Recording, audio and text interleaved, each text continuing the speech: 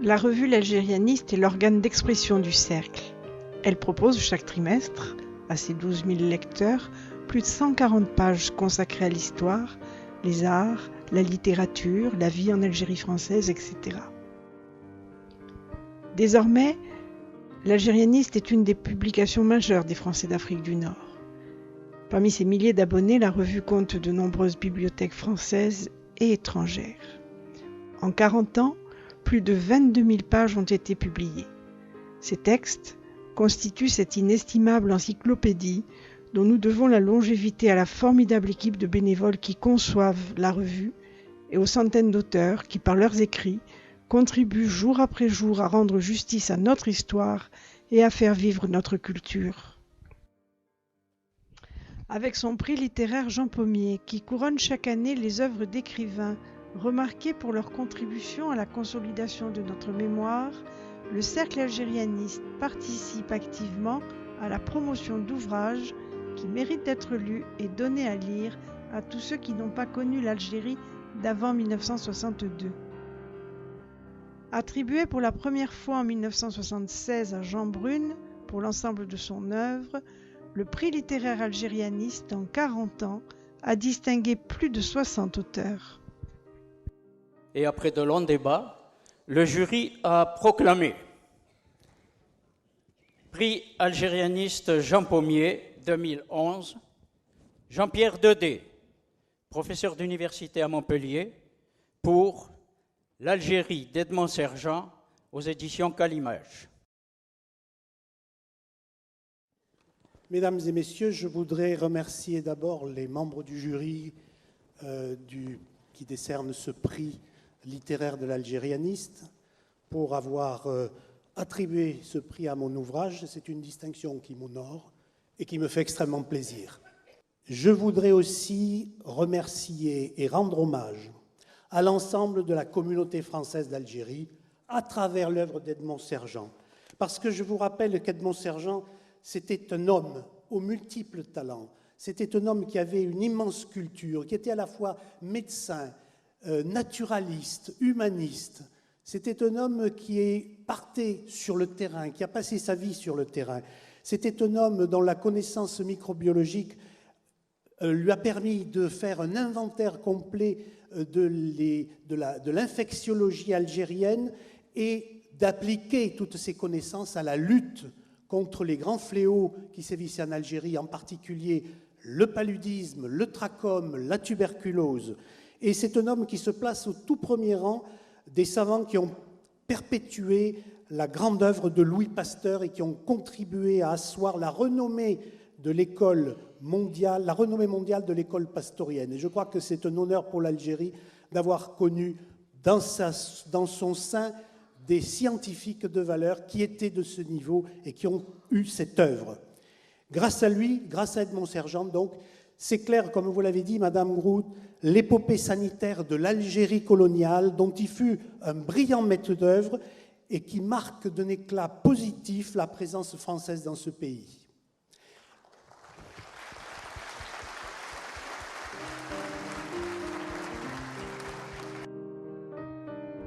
On ne saurait évoquer le combat depuis 40 ans pour sauvegarder et promouvoir notre culture sans évoquer l'importance des conférences et expositions organisées dans toute la France et en Nouvelle-Calédonie par les cercles algérianistes locaux. Ouvertes au public le plus large, ce sont plus de 5000 conférences et expositions qui ont été présentées en 40 ans. Outre l'enrichissement qu'elles apportent à nos propres connaissances, elles favorisent les rencontres avec des conférenciers de qualité et des échanges par les discussions qu'elles suscitent. Comment ne pas évoquer également le rôle essentiel joué par la troupe du Théâtre Pied Noir, menée par la très dynamique Eliane Durand. Né dans les années 1980 à Narbonne, le Théâtre Pied Noir s'est produit en France des centaines de fois. Avec ses pièces et sketchs en pataouette, il a très activement contribué à la sauvegarde du patrimoine oral, notamment le parler oranais.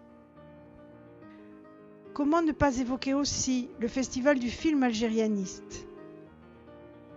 Il est né en 1991 autour d'une table de café où Fernand Chazalon, Henri Urban Yvon Ferrandis et Maurice Calmin en tracent les premiers contours. Le FIFAL va vivre plus de 10 ans, permettant à un public très large de voir ou revoir de nombreux films, bien différents de la plupart de ceux que nous présente aujourd'hui la télévision ou le cinéma. Les meilleurs films amateurs, quant à eux, évocateurs de souvenirs, de nostalgie, d'émotions, de parfums et saveurs de notre Algérie, mais aussi de tendresse et de joie de vivre, se voyaient quant à eux décerner le très sérieux prix du film algérianiste, le Palmier d'Or.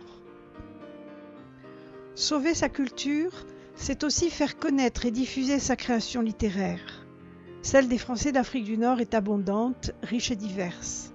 Et nombreux sont ces auteurs qui, depuis plus de 40 ans, consacrent l'essentiel de leurs travaux à l'Algérie qu'ils ont connue et tant aimée.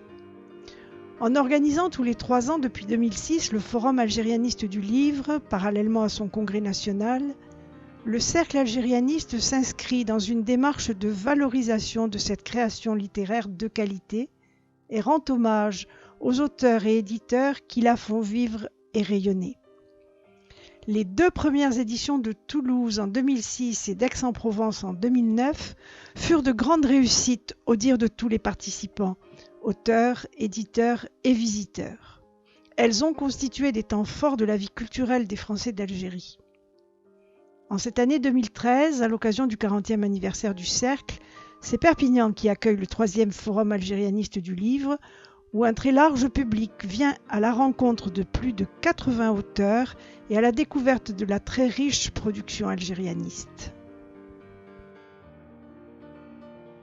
Donner, passer, léguer, laisser, communiquer cette mémoire énorme que nous avons reçue des générations qui ont fait l'Algérie depuis la conquête jusqu'à l'Exode est un des combats majeurs du Cercle algérianiste. Nombreux sont les ouvrages qui ont été publiés par le Cercle, très souvent à l'initiative des cercles algérianistes locaux. Petit rappel, en 1979, le Cercle algérianiste assure la coordination avec le général Bonnour, Paul Robert et Pierre Lafont des 16 volumes de la collection L'Algérie heureuse publiée chez Tchou. En 1981, avec l'Amicale des anciens instituteurs et instructeurs d'Algérie, le Cercle publie l'excellent ouvrage 1830-1962, des enseignants d'Algérie se souviennent de ce que fut l'enseignement primaire. En 1993, paraît la première des bandes dessinées d'Evelyne Joyot et Pierre Joux, éditée par le Cercle algérianiste d'Aix-en-Provence. En 1994, le Cercle de Pau publie 1962 l'agonie de l'Algérie française, mars-juillet 62. Rappelons également, publié par le Cercle de Valence, l'œuvre française en Algérie, en 2004, le livre blanc des disparus en Algérie du Cercle algérianiste national.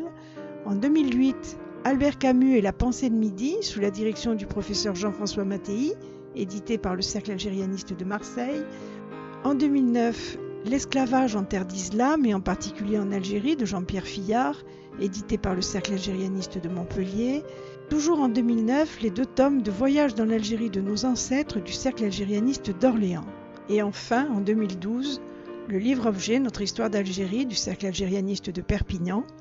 Abondamment illustré, cet ouvrage est conçu pour être enrichi de photos et documents personnels à transmettre aux générations qui n'ont pas connu notre Algérie.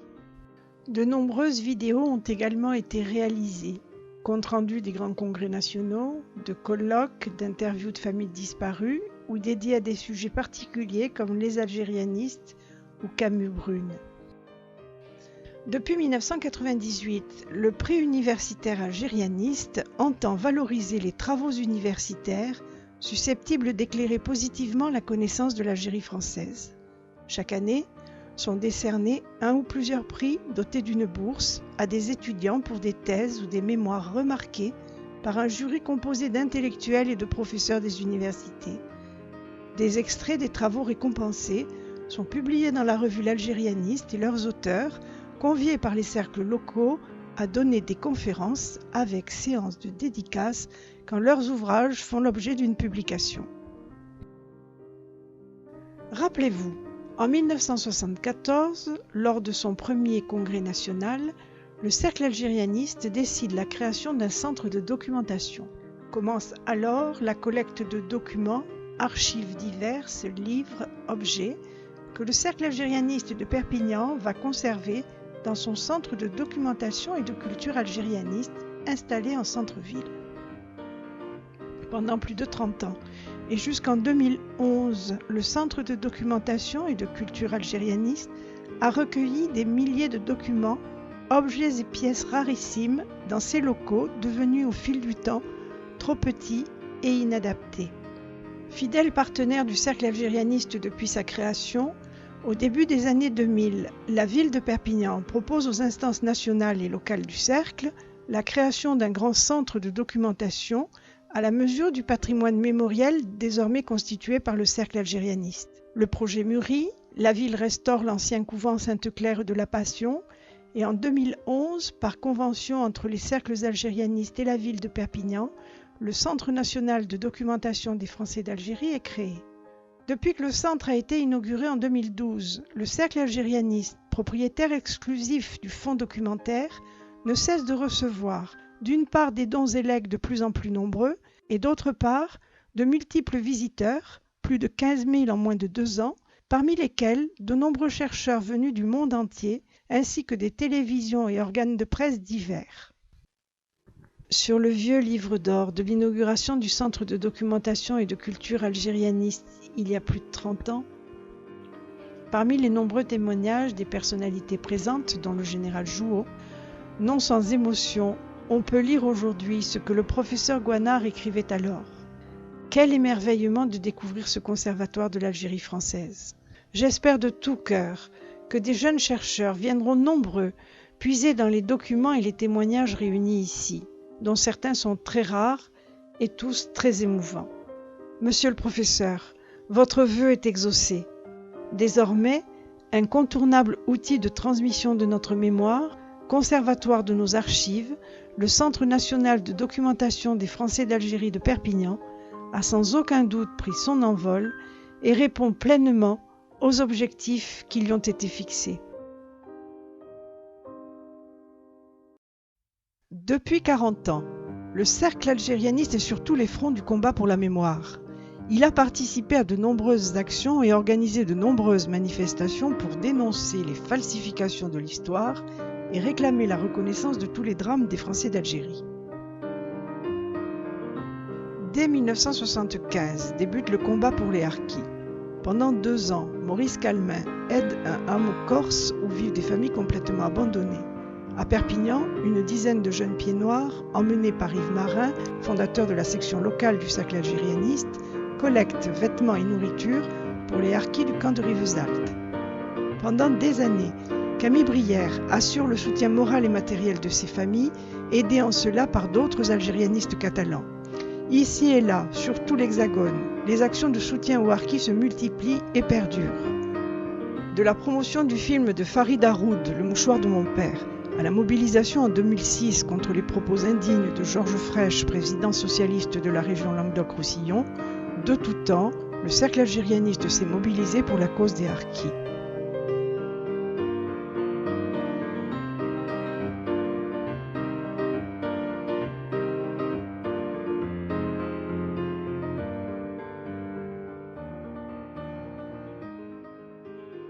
Depuis 40 ans, à chaque fois que nécessaire, pour répondre aux provocations des gouvernements algériens ou au positionnement indigne de la France vis-à-vis des pieds noirs, le Cercle algérianiste a toujours vigoureusement contesté, exigé réparation, initié des actions, organisé des manifestations et adressé des centaines de communiqués de presse.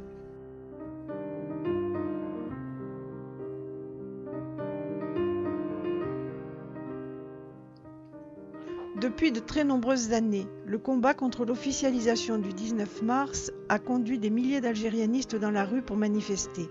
Ce fut le cas dans de nombreux villages et villes, à chaque fois que la dénomination 19 mars 1962, fin de la guerre d'Algérie, a été attribuée à une voie communale.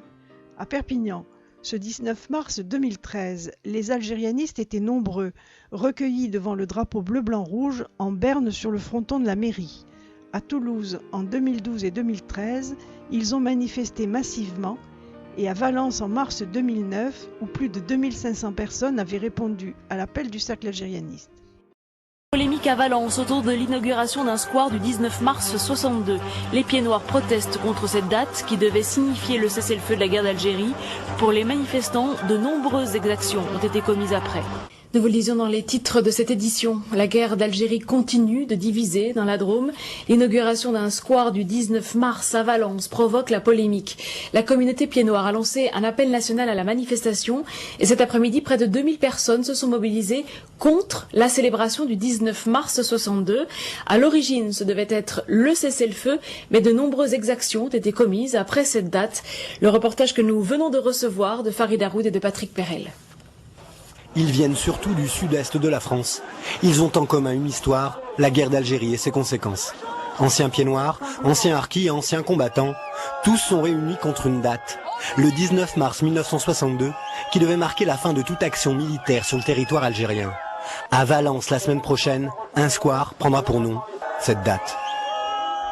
Je me suis déplacé du Var parce que je me suis senti concerné par cette date, parce que c'est tellement évident, quoi. C'est une date meurtrière pour les Français d'Algérie. C'était pas un cessez-le-feu. À chaque fois qu'il s'agit du 19 mars, c'est la même histoire qui recommence. Le 18 mars 1962 à Évian, le gouvernement français et le gouvernement provisoire de la République algérienne signent des accords pour parvenir à la paix. L'article 2 précise notamment que nul ne pourra faire l'objet de poursuites en raison de son opinion durant la guerre d'Algérie. Dans les faits, le cessez-le-feu ne se vérifiera pas. Les fusils parleront encore. Pour certains, le 19 mars est malgré tout une étape vers la paix. Pour d'autres, c'est une souffrance. Il est dommage que chaque 19 mars, certains croient bon de raviver ces douleurs alors qu'on pourrait trouver une date unanime. Le gouvernement a trouvé une date, celle du 5 décembre. C'est vrai qu'elle n'a pas de valeur historique, mais elle a le mérite de la neutralité. En revanche, le 19 mars, c'est dresser carrément une partie de la population contre une date de commémoration qui, de toute façon, ne peut réunir la nation. Voici le square de la discorde. 47 ans après, la guerre d'Algérie s'est transformée en guerre des mémoires passionnelles. Qu'on le veuille ou non, le 19 mars 62 est inscrit dans l'histoire de France. Qu'on le veuille ou non, il y a eu des morts après. Quant au maire de Valence, il n'a pas souhaité s'exprimer aujourd'hui. Il préfère attendre de rebaptiser cet endroit. Ce sera le 19 mars. La mobilisation fut aussi très importante à Cannes pendant le festival en mai 2010, puis à Marseille en septembre de la même année pour protester contre le film Hors-la-loi du réalisateur Rachid Bouchareb. La polémique autour du film Hors-la-loi de Rachid Bouchareb continue. En marge de sa projection ce vendredi, les élus UMP de la ville de Cannes avaient appelé à un rassemblement en la mémoire des victimes françaises de la guerre d'Algérie. Parmi les 700 manifestants, des harkis, des Pieds Noirs ou encore des militants et sympathisants de droite et d'extrême droite. On fait une polémique d'un film qu'on n'a pas vu, mais de faits qu'on a vécu. Pour nous, il n'y a pas de raison qu'on parle, par exemple, des massacres de Sétif, sans parler d'un massacre, on peut dire, du 26 mars, où près de 80 personnes ont été tuées, quasiment à bout portant, par l'armée française. Moi, je pense que ce film, il va mettre le feu aux banlieues. Et tous ces gens qui vont voir ce film, dans quelques temps, ils vont dire oui, voilà la France, ce qu'elle nous a fait, ce qu'elle a fait à nos grands-parents, et on va se venger. De même qu'on a essayé de repousser le débat sur l'identité nationale, aujourd'hui on devrait avoir le courage de prendre en main le débat sur l'histoire de la France à travers ses pérégrinations à l'étranger, car on nous impose toujours un devoir de mémoire, mais il faut quand même aussi remettre les choses dans leur contexte. À la pointe du mouvement, le député UMP Lionel Lucas, qui après avoir forgé sa critique sur le scénario, a vu le film vendredi matin. Je confirme mes propos, c'est un film qui est une falsification de l'histoire, caricatural, militant et partisan, et qui n'est même pas simplement partisan de l'Algérie, qui est carrément partisan du FLN. Et je me désole que l'argent français majoritairement a servi à faire un film anti-français, notamment celle des chaînes de télévision publiques, comme France Télévisions, qui aura quand même des comptes à rendre. Bravo, monsieur Lucas. Bravo, bravo. Hors-la-loi obtiendra-t-il une récompense au palmarès de ce 63e Festival de Cannes? Réponse dimanche soir. Un passé encore incandescent pour une avant-première sous haute tension.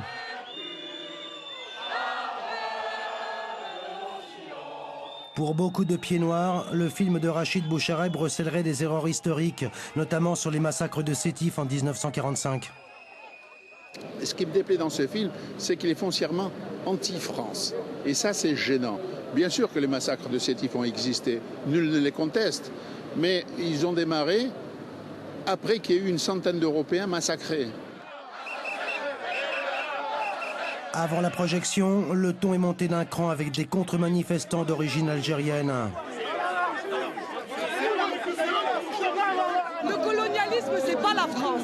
Si eux ils veulent parler du colonialisme comme c'était la France, c'est pas la France. Un dialogue impossible, mais on essaie quand même de se parler. Monsieur, c'est une fiction, il n'y a rien de plus. Mais qui ravive les plaies, Arrivée mouvementée pour le vice-président du conseil régional. La région PACA a en effet financé ce long métrage à hauteur de 100 000 €. Patrick Menucci parvient à pénétrer dans le cinéma, mais les forces de l'ordre perdent rapidement patience. Moi je fais mon travail. Moi aussi je fais le mien. Alors ça va. Poussez-vous. On vous demande de vous pousser là. Poussez-vous. Moi je suis fier d'avoir financé ce film. Bouchareb est un grand réalisateur. Vous verrez, c'est un film très intéressant. C'est pas du tout un film qui est un film hostile à la France. Finalement, la projection en avant-première a pu se dérouler avec 30 minutes de retard. Chacun appelant au calme, y compris la directrice du cinéma. Malheureusement, ces gens, pour la plupart, n'ont pas vu le film. Qu'on manifeste avant, qu'on veuille interdire, je trouve ça dommage et c'est pas en adéquation avec, d'une part, la démocratie et la culture. Or, la loi sort sur les écrans demain en France. Après sa présentation à Cannes, le film fait toujours polémique sur un passé qui a vraiment du mal à passer. Chaque année, depuis 1974, le Cercle réunit la grande famille algérianiste à l'automne pour son congrès annuel. À ces rendez-vous de dimension nationale ont participé plusieurs dizaines de milliers d'adhérents et toujours des intervenants d'exception. De l'identité culturelle des Français d'Algérie à la transmission mémorielle interdite ou impossible, du droit au lieu de mémoire, au drame de l'exil et de l'exode, de la vision de la guerre d'Algérie à la responsabilité de l'État français dans l'abandon des harkis et des pieds noirs, innombrables ont été les thèmes abordés qui participent à l'éclosion d'une autre vérité. Dès 1976, au congrès d'Aix-en-Provence, débute le combat pour la non-dispersion des archives de l'Algérie française ou leur transfert en Algérie. Ce combat, l'équipe nationale de Maurice Calmin le reprendra très vigoureusement en 1981. En 1977, alors que le Cercle n'existe que depuis 3 ans, déjà 500 personnes se retrouvent pour le congrès de Tours. En 1978, le congrès se déroule à Narbonne. Le Cercle, cette année-là, dépasse les 1000 adhérents. Dans les années 80, le Cercle algérianiste est devenu un grand et beau navire. En 1985, au premier congrès de Perpignan, il compte plus de 3000 adhérents.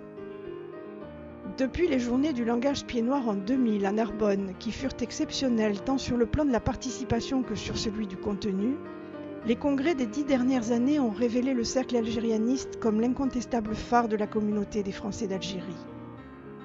Du congrès de Grenoble en 2002 à ceux de Perpignan en 2004, 2007, 2012 et 2013, des colloques nationaux annuels à ceux des cercles de Bordeaux, Marseille, Aix-en-Provence, Masseube ou Nouméa, la parole du Cercle algérianiste se fait entendre partout en France, toujours plus forte.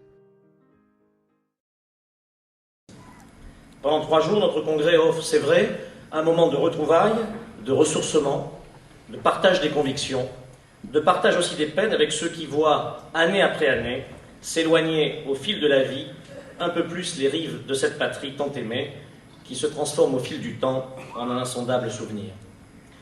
Ce congrès n'aurait pu se tenir sans, bien sûr, et je tiens à leur rendre un hommage chaleureux, l'appui déterminé de Raymond Coudert, sénateur maire de Béziers, et d'Élie Abou, député de l'Hérault et premier adjoint au maire, qu'ils en soient remerciés du fond du cœur.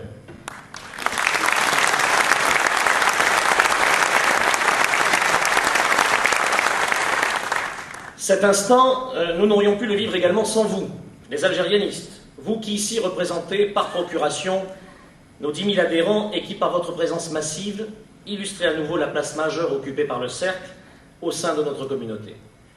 Votre fidélité est une garantie de continuité et de justice de l'effort consenti. Et puis, vous me permettrez de remercier ce maillage d'exception que constituent les cercles algérianistes, nos 600 administrateurs locaux, nos 40 présidents locaux, et bien sûr, toute l'équipe nationale qui m'entoure et qui vient hier de me renouveler sa confiance à la tête de votre association.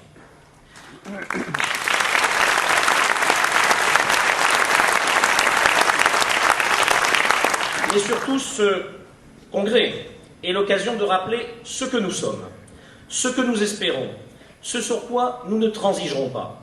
Mon deuxième message s'adresse à ceux qui ont pris dans notre pays comme alibi la défense des droits de l'homme, de la Ligue bien connue, OMRAP, et à toutes ces associations groupusculaires de pieds noirs ou de harkis, baptisées, vous les avez vus fleurir, pour la circonstance progressiste, par conséquent plus éclairées que les nostalgériques, et qui s'arrogent le droit de faire le tri entre les victimes de la guerre d'Algérie, de décider lesquelles d'entre elles méritent un hommage et lesquelles justifieraient l'opprobre. Nous sommes, quant à nous, pour laisser reposer toutes les victimes en paix. Nous considérons que 50 ans après le drame de la guerre d'Algérie, chacune d'entre elles, sans exclusive, peut bénéficier d'un légitime hommage. Oui, pour nous, les hommes, les femmes et les enfants qui ont croisé un jour la haine du FLN et ont disparu à tout jamais, ceux qui ont été assassinés rue d'Isly, à Alger, le 26 mars 62, ou ailleurs en terre d'Algérie, ceux qui ont combattu avec désintéressement pour une cause qu'ils jugeaient sacrée et l'ont payée de leur vie, ne sont pas plus indignes que d'autres et méritent que l'on se souvienne de leur sacrifice.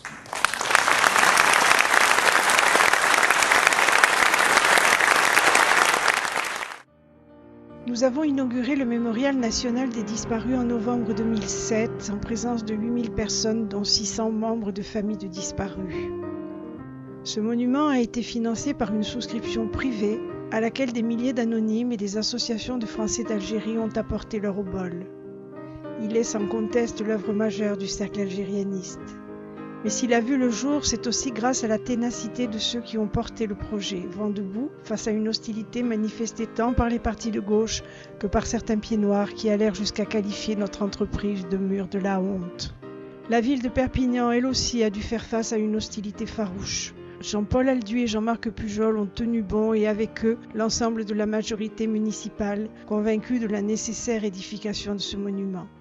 Mais quand le chien aboie, la caravane passe.